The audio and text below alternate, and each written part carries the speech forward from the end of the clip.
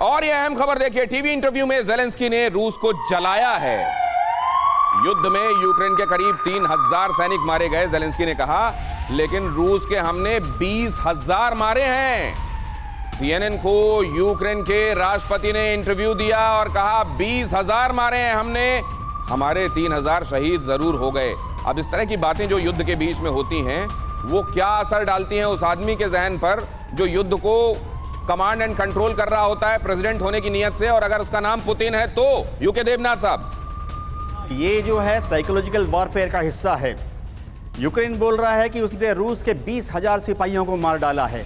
CIA का जो आज सुबह का एस्टीमेट है उसके हिसाब से अभी तक रूस के 6,500 सैनिक हताहत हुए हैं। हाँ, 6,500 कम नहीं होते। राष्ट्रपति पुतिन के ऊपर बहुत दबाव है कि वो जल्दी से जल्दी यूक्रेन में अपनी विजय को हासिल करें और अपने देश की जनता को दिखाएं कि वो एक मजबूत राष्ट्रपति हैं जिन्होंने रूस को जीत दिलवाई। ये स्थापित करना चाहते हैं। पुतिन एक लेगेसी छोड़ना चाहते हैं और इस लेगेसी के चलते क्या वो एक खतरनाक हथियार जिसका नाम न्यूक्लियर वेपन है उसका इस्तेमाल भी कर सकते हैं। अब सवाल यह है कि ये मोस्कवा जहां डूबा, क्या उस बारे में, क्योंकि हम आज देखते हैं सैटेलाइट का जमाना है, क्या वो तस्वीरों से, कोऑर्डिनेट से एस्टेब्लिश हो गया है क्या? मैं अपने दोनों मेहमानों को खासतौर से पीके घोष साहब और आपको यूके देवनाथ साहब को कहूंगा कि आप जरूर यहां पर आएं और हम यहां समझना चाहते हैं। एक तस्वीर दुनिया के सामने लाई गई है सर, इस जगह पर आ जाएं। एक तस्वीर दुनिया के सामने लाई गई है, वो तस्वीर ये है और इसमें यह बताया गया है, ये असल में सिंथेटिक एपर्चर रडार के जरिए सैटेलाइट ने यह तस्वीर ली है।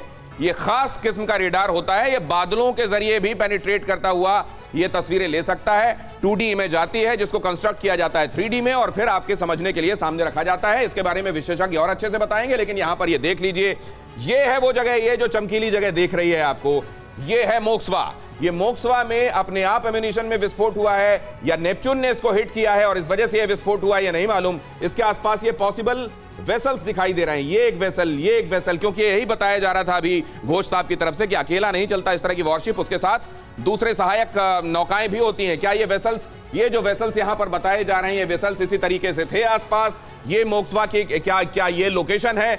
मोस्कवा जिसको रूस का शान और अभिमान बताया जा रहा है, क्या वो इस तरीके से इन कोऑर्डिनेट्स में डूबा था? यहां देखिए जरा, आप इसको और बेहतर समझने के लिए इसको और बड़ा करने की कोशिश करते हैं और इसको जरा इस तरफ लाते हैं और यहां लाने के बाद अगर आप इसको देखते हैं तो ये है यहां पर क्रिमिया, ये आपको सेवस्तोपोल दिखाई दे रहा है, ये है स्नेक आइलैंड, 50 मील की दूरी पर ये ओडेसा पोर्ट है और यहां पर ये यूक्रेन का सबसे करीब का कोस्ट इस तरफ से जो है वो 80 मील की दूरी पर है और यहां पर जो लोकेशन बताई जा रही है वो बताया जा रहा है कि स्नेक आइलैंड के पास में ही ये हादसा हुआ है। ये हादसा हुआ है या हमला हुआ है, ये तो अभी स्टैब्लिश होना बाकी है। दोनों ही तरफ से अपनी अपनी तरह के दावे किए जा रहे हैं। अब जरा इस नक्शे को इसके कोऑर्डिनेट्स के साथ जरूर समझना चाहिए। बताया गया है कि ये 45 डिग्री 10 मिनट और 43 सेकंड के आसपास नॉर्थ में और 30 डिग्री 55 मिनट और 30 सेकंड के आसपास ईस्ट में था। क्या सर इस तरीके से पिन पॉइंट करके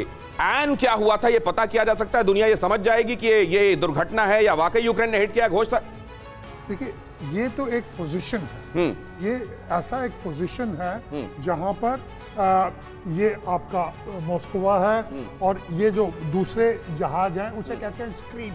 ये स्क्रीन है, ये एक तरह शील्ड है इसकी। हाँ, स्क्रीन या स्क्रीनिंग शिप्स जो हैं वो छोटे छोटे जो मॉस्कोवा को बचाएंगे, अपनों को डुबा देंगे लेकिन मॉस्कोवा को बचाएंगे। ऐसा नहीं हुआ।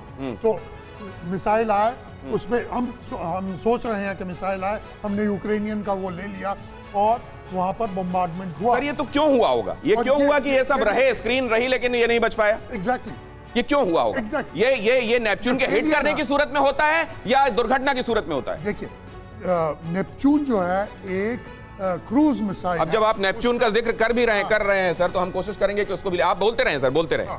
नेपच्यून का जो रेंज है वो कुछ 300 किलोमीटर तक भी है और ये केवल जी ये है नेपच्यून मिसाइल जिसे 2020 में ये जब टेस्ट फायर किया गया था उस वक्त ये तस्वीरें हैं। 2020 में यूक्रेन ने जब टेस्ट फायर किया था उस वक्त की तस्वीरें आप देख रहे हैं। ये है वो नेपच्यून मिसाइल जिसकी पूरी फैक्ट्री को कीव में तबाह हो बर्बाद कर दिया गया है। घोष साहब ने एक बहुत जरूरी बात बताई कि ये क्यों हुआ ये अभी एस्टेब्लिश नहीं किया जा सकता। ये एग्जैक्टली किस जगह हुआ है ये एस्टेब्लिश हो सकता है, लेकिन ये क्यों हुआ है एस्टेब्लिश नहीं किया जा सकता। मैं आपको चाहूंगा यूके देवनाथ साहब, आप जरा सामने आ जाएं। ये क्या वाकई ऐसा एक पावर था यूक्रेन के पास और रशिया ये भांप नहीं पाया कि किस रेंज में है, क्या ये हिटिंग रेंज में जा रहा है इस मिसाइल के, वो इस बात को भांप नहीं पाया और वहां चला गया क्या? जी हाँ, अगर आप इस फोटो में देखें तो ये नेपच्यून मिसाइल जो है ये training and research and development module है, क्योंकि इसमें कोई कैमोफ्लेज नहीं है। ये लाल रंग ऑरेंज रंग का है जो कि ट्रेनिंग एंड रिसर्च के समय में इस्तेमाल होता था। ये पुरानी रशिया की मिसाइल थी KH-35, उसी का डेवलप्ड वर्जन है। अब जैसे आपने पूछा कि रशिया क्या भांप नहीं पाया, देखिए ये जो है कोस्टल बैटरी इस्तेमाल होती है। जो ट्रक है इसमें 4 लॉन्चर लगे हैं। ये कोस्टल यानी समुद्री सीमा से 20 नॉटिकल माइल के अंदर डिप्लॉय होते हैं और डिप्लॉयमेंट के बाद ये जो है शत्रु को 300 किलोमीटर दूर तक उसके शिप को हिट कर सकता है। रूस को मालूम था कि रूस का जो शिप है, फ्लैगशिप है मस्कोवा, वो नेपच्यून के दायरे में है, लेकिन मेरे ख्याल से तो उनको क्या ये लग रहा था जो S-300 के बूते बच जाएंगे? जी हाँ, आपने सही फरमाया, S-300 के बूते बच जाएंगे, लेकिन S-300 ने काम नहीं किया होगा क्या सर वक्त पे? जी हाँ, वक्त पे या तो उसका जो ऑपरेटर था वो अलर्ट नहीं था, या दूसरी चीज हो सकती है कि शायद अमेरिका की मदद से थोड़े देर के लिए रूस का जो एयर डिफेंस सिस्टम था उसको यूक्रेन ने अमेरिका की मदद से जैम कर दिया हो। तो ये महत्वपूर्ण बात फिर से सर दोहरा दीजिए, क्या अमेरिका की वजह से रूस का जो एयर डिफेंस सिस्टम था उसको चकमा दे दिया गया? क्या अलर्ट पर नहीं था वो जो ऑपरेट कर रहा था S-300 को, या फिर गफलत में गाफिल होकर वो बहुत क्लोज रेंज में चले गए थे और इतने क्लोज चले गए थे कि नेपच्यून उसको आसानी से हिट कर सकता था? परवाह देश की, सोमवार से शुक्रवार रात 10 बजे TV9 भारतवर्ष पर।